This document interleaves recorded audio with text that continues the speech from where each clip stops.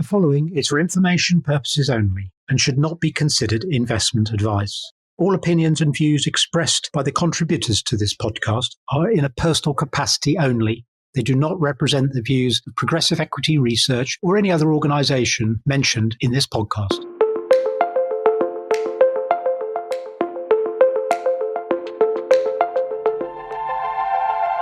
Hello there, and welcome to Talking Tech from Progressive with George O'Connor and myself, Ian Robertson, the podcast where we talk about the UK small and mid-cap listed tech market and try and bring some facts and understanding to bear.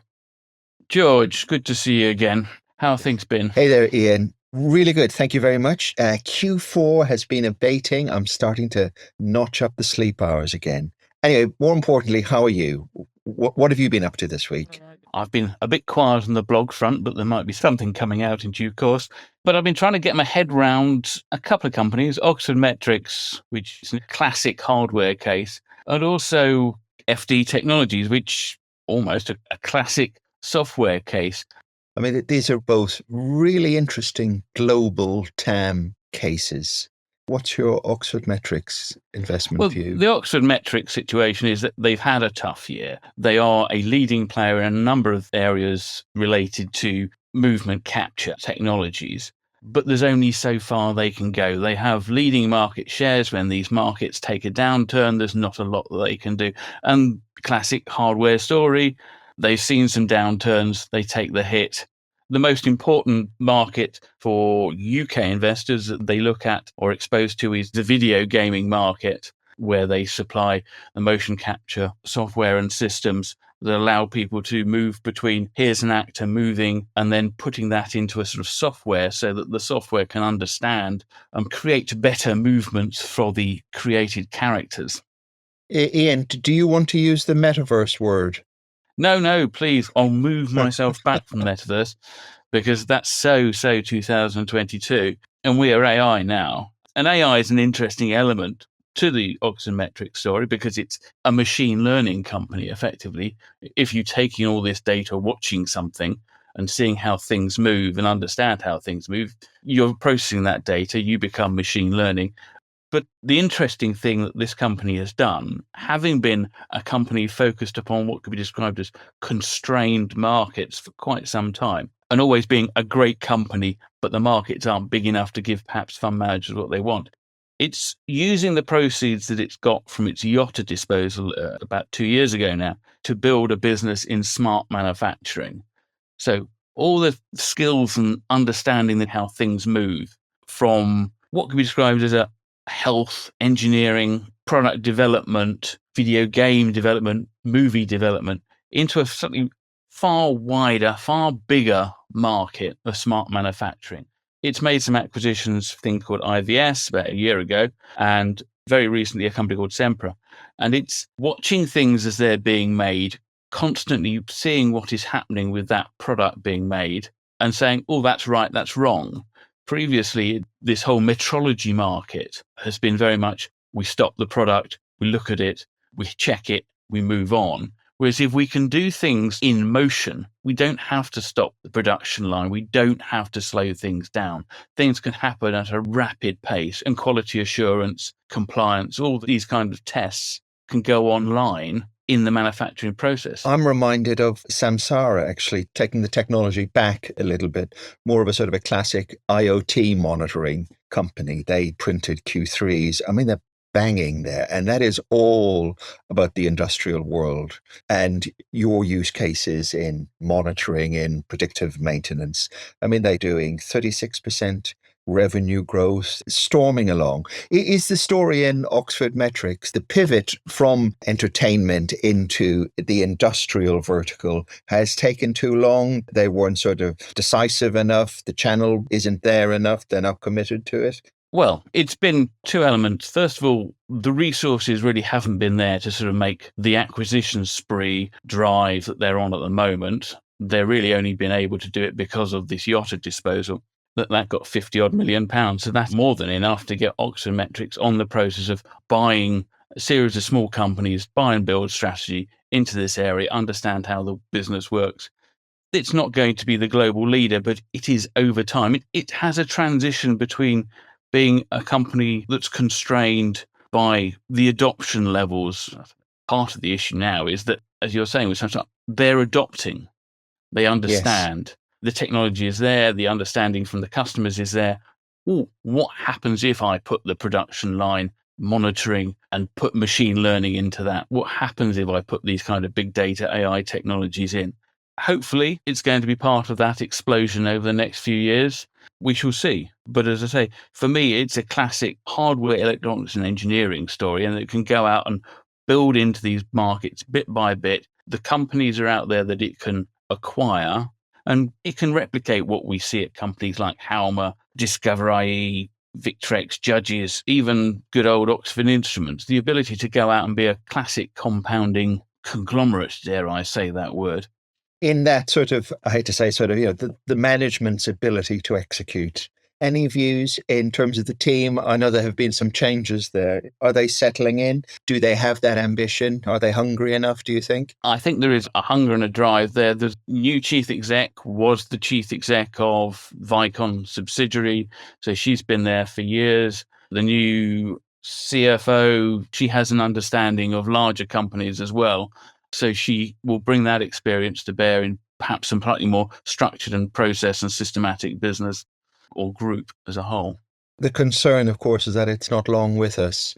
So we lost a learning technology group. Now, in fairness, that acquisition has been banging on for a while, actually, taken out by General Atlantic this week. So far, we've had 10 takeouts in the sector. So we've matched last year, 2023, in terms of the number of deals. But once again, the mainstay of buyers is sort of, take privates. They see a cheap end market in terms of UK companies. What you're saying about Oxford, it could paint a really compelling sort of 3-year story, actually, as long as they can execute in industrial. Yes, they have got to reprove themselves almost to the market because of what they've seen this year in terms of the end market downturn hitting them. They have had a couple of very good years, but they had a tough start to the pandemic. Everything backed up, then that came through in the latter part of the pandemic, and we have this sort of situation of, oh, it's great, this is what normal is. Oh, perhaps this isn't quite what normal is. Oops, the metaverse. Taking a bit of time to adjust, shall we say. But they're not alone in that. Absolutely. And then on to KX. KX, of course, is a new name for PLC land because it's basically FD Technologies, or what's left of FD Technologies. They haven't said when they'll push through the new name, but that's happening. And the disposal of the TNM bit, the IT professional services bit, that's gone through to EPAM. That's a US peer. The good point is that there should be lots of overlapping customers in there. EPAM is also a name associated with sort of your financial services and capital markets. But what's your view on FD Tech, Ian? Well, I've been looking at it as this new software business to the market. Well, I suppose the market's been getting its head around it over the last few years, really, but trying to see what this business is all about and how it's being understood by the market. What KX has is a database business. It's a highly specific database, a vector database, which takes time series data. It has a very strong position in the financial markets. As you can imagine, taking dealing data, market activity data, it has to take it in very rapidly. There aren't spectacular number of parameters, but you have to handle a lot of things very quickly. And that is where KX has a clear advantage, it would appear. Certainly over the years, they've built a nice business. But I am struggling with the story now, as they say, what we're doing is we are taking this very nice, well-established business with a clear position and a clear advantage, it would seem, in the financial markets and taking it beyond. They have made these efforts in terms of changing their routes to market, how they think they're going to get through to the final customers. They've even dropped in the words product-led growth. They have put the product on AWS, they've put the product on Microsoft Azure, but this is where it all gets a little bit sort of clouded for me. Sorry, probably not the right word to use. No, great word. Well done. You're flying. You got my pun in. Yes, because, AWS, Azure, it became interpreted as partnerships. just getting yourself on AWS or Azure doesn't really mean you're in a partnership. You just mean that, yeah, if you want it, it's there for you.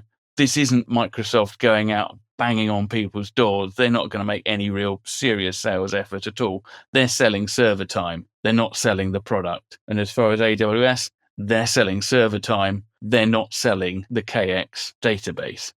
Yeah, sadly, as you were chatting, I had a quick look at AWS Marketplace, and there are no product reviews. Normally somebody will say something, or even better, your sales team will give somebody something in order to say something on the product review, and then there's nothing on AWS. So I'm agreeing with your point there, because you've built a smorgasbord up the right names. So Snowflake, AWS, Azure, they're all there. That doesn't mean they're actually actively going out on customer pursuits together.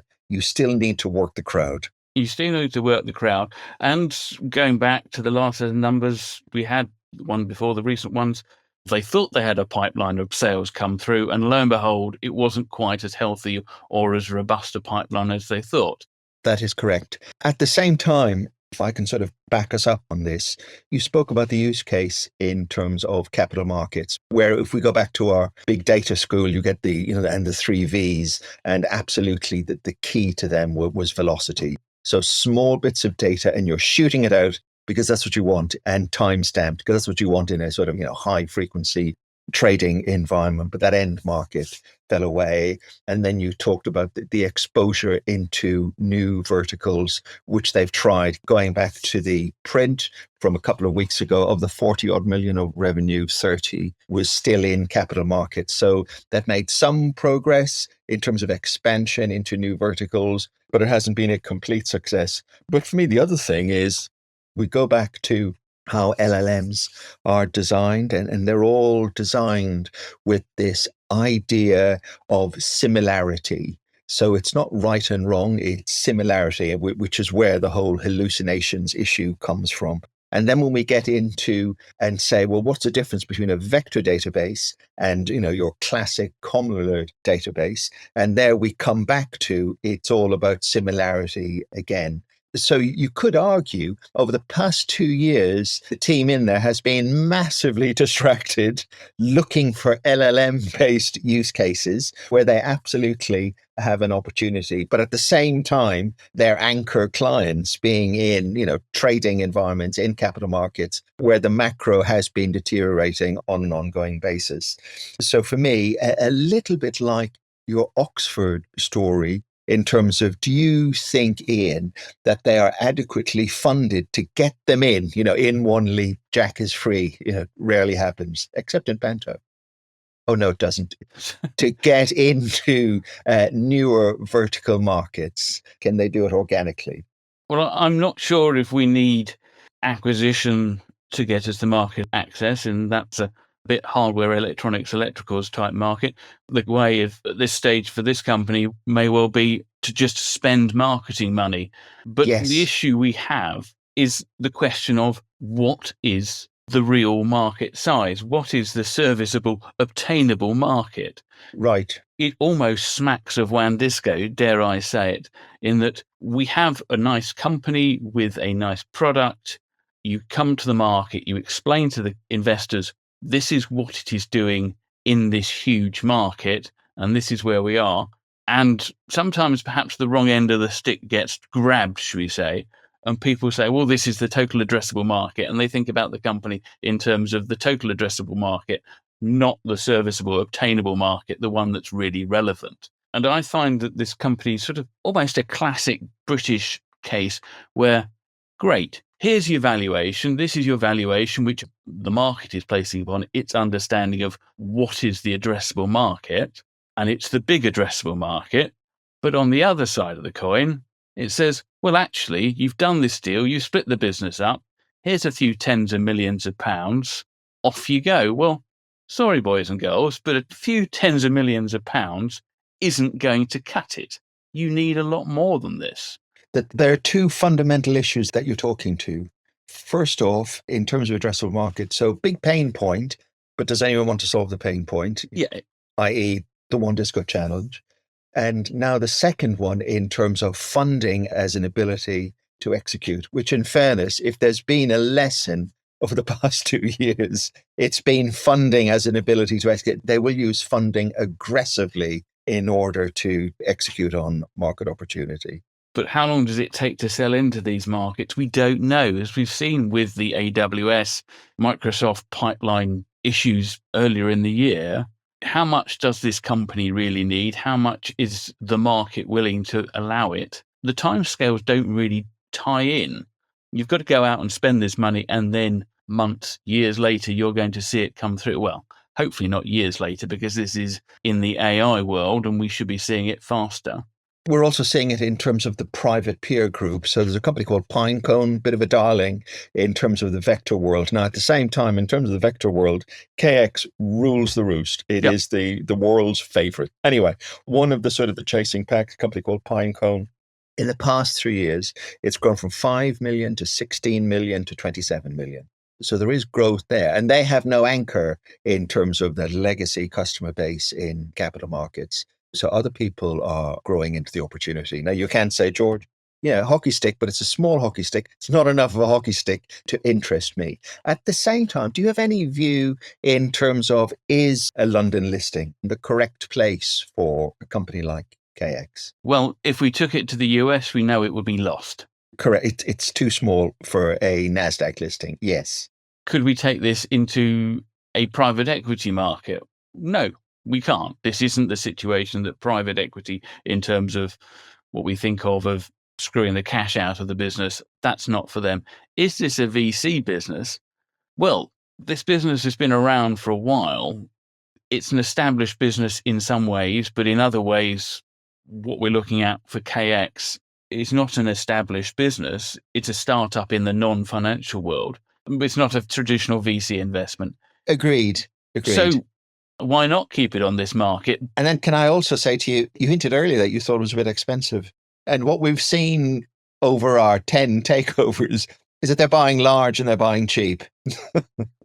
But you could see that if someone had the view that this needed 80 million, this needed 100 million, to say, right, and to look at it with the hat on to say, it's either going to go gangbusters into these other markets or it's not. There's no point in sitting there milking it for what's happening in the financial services market.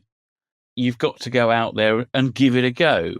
And I think that is the issue for UK investors. Now, this is where I end up putting my former small cap fund manager hat on. Yeah. And basically saying, you've got to go out and learn how to fund manage, boys and girls, because you're not doing it at the moment, as far as I can understand. But equally, are you leveling criticism at the company in terms of what they've said? They've got 20 million for growth. They're going to pop 30 million or so on the balance sheet. 120 million to be returned to shareholders. Now, clearly, that's part of the divestment of the professional services group. Yes. But is there an issue that they're giving too much back to shareholders and they should be holding on to it and using that to really drive growth? There is an issue of understanding of what is required for growth in technology companies, I think, amongst UK investors. UK investors don't understand growth investment. That's why we've got a struggling small cap market, because we've got a load of value funds who think that 5%, 10% outperformance justifies a salary. I don't understand how it can, really, because as a small cap fund manager, what you're doing, you should be getting 5-10% outperformance anyway, as an arbitrage between effectively being part of the community with all these companies flowing in front of you and the rest of the community, whether that's index fund or whether that be retail. You've got contact. That said, the UK tech universe, for want of a better word, I mean, in terms of a TSR, that's plus 7.4% year to date. So that's a really positive view, given the fact that last year that was minus 5.3% for the entire calendar 23. In terms of the small companies group within that, that's plus 1.1%. Now, admittedly, a recovery from the minus 4% in 23 and the minus 17% in 22. The sort of the sad news there is that in Q3, it lifted, and that recovery didn't really last into Q4. For my own sins, I thought that UK tech income shares would sort of do better and sort of reflect a more general sort of risk-off world. But that hasn't occurred. And it hasn't occurred because the buyer of UK tech shares this year has been the companies themselves rather than the investors, making illiquid shares even more illiquid. Top performing share this year is Beeks Financial, up 172% year to date. Isn't that amazing? Well, that's a classic. You've got to put some effort in and understand what the company's doing and back it, really. And that's how it works. It doesn't come across as like, oh, we've got to have this. It's going to be safe. It comes across as, oh, this could be interesting. There's something there. Put it in a portfolio. That's right. Second place share this year, taking the tech arc in a completely different direction, is Maytech, IT professional services. That's up 170% year to date. Now, the reason why I mention this is that last year, Beeks was down 23%, Maytech was down 62%. So always look at what hasn't done so well last year, because next year it can be a stronger bounce back story as the company has gone into investors and been whacked and had words with them in terms of be better. So this year's poorer performers on that basis, who we need to think about next year, Tribe, Serata, and Fidel Partners. Now, Fidel Partners, interesting because it warned about 3 weeks ago. It was a 2023 IPO, and they have all warned, bless them. But they were the latest one to warn. So they could be ones to look at next year on the basis of you tend to have springbacks from a share price perspective year on year. Yes, all within a portfolio, of course. Absolutely. Also, in terms of good news, I don't know if you look at the guys at Calastone or not. It's a big funds network that they go out and they look at. The money's funds. coming in just. That's it. The money's coming in. November, all-time highs in terms of equity inflows. Net buying of 3 billion. That net buying of 3 billion almost matched October's net selling. Net out, yes. A great lesson in how brokers talk, isn't it? Marvellous net inflows. In context, boys and girls, at least it shows people are thinking about it. People are doing something, even if it moves in and out all the time, we don't care as long as it builds towards people showing an active interest in the equity market. Absolutely, absolutely. On that bombshell, I think we've exhausted every topic. Ian, it's been a pleasure and a privilege. Thank you very much for sharing your thoughts. No problem at all. Brought to you by Progressive Equity.